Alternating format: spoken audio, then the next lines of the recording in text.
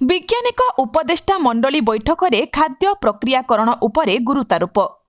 गुणुपुर 1-2-2026 कृषि विज्ञान केन्द्र रायगड़ा तार आगामी वर्षर कार्यक्रम खसड़ा प्रस्तुत करने उद्देश्य नहीं 21तम वैज्ञानिक उपदेष्टा मंडली बैठक अनुष्ठित हो जाइछि।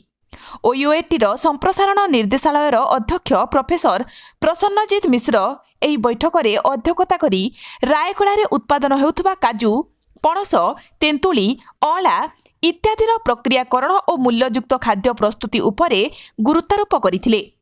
कृषि विज्ञान केन्द्रर वरिष्ठ वैज्ञानिक और मुख्य डॉक्टर अरविंद दास एही केन्द्रर चलित वर्ष रे होइथिबा वैषयिक कार्यक्रमर फलाफल और आगामी वर्ष पई स्थिर होइथिबा वार्षिक कार्य खसड़ा उपस्थापन करथिले एवं एहा उपरे कमिटी सभ्य माने विस्तृत आलोचना करथिले। एही बैठक रे आईसीएआर कोलकाता जोनर प्रमुख वैज्ञानिक डॉक्टर कल्याण सुंदर दास और यूएटीर रिसर्च इंजीनियर डॉक्टर उमाशंकर पाल, संप्रसारण युग्म निर्देशक डॉक्टर रविरत्न दास, कीटतत्व विशेषज्ञ डॉक्टर उत्तम कुमार बेहरा जी उदयगिरी स्थित गवेषणा केन्द्रर सहयोगी निर्देशक डॉक्टर ज्ञानालोक दास, जल विभाजिकार प्रकल्प निर्देशक दामोदर पाणिग्राही, कृषि जिला अधिकारी दिव्य स्वरूप पंडा, एलडीएम देवेंद्र कुमार बाउरी, कृषि सह जड़ित विभिन्न विभागर अधिकारी, एनजीओ और कृषक कृषिजीवी महिला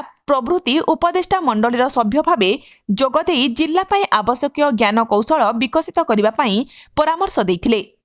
तन्मध्यरु छतु चाष पाई तालीम, फल और पनीपरिबार प्रक्रियाकरण, खरीफ धान परवर्ती पतित जमी को चाषोपयोगी करने, कॉफी चाष, पशुपालन, काजू जंगल रे अंत फसल इत्यादि प्रमुख थिला। कार्यक्रम शेष में केन्द्रर वैज्ञानिक राजीव टुडू धन्यवाद अर्पण करथिले। एही कार्यक्रम परिचालन रे कृषि विज्ञान केन्द्रर डॉक्टर नरम रामू, डॉक्टर अनिंदिता राय, हिमाद्री बाग, परिमल तराई, सुमित्रा महांती, गीतांजलि दास प्रमुख सहायता करथिले। रायगड़ा जिला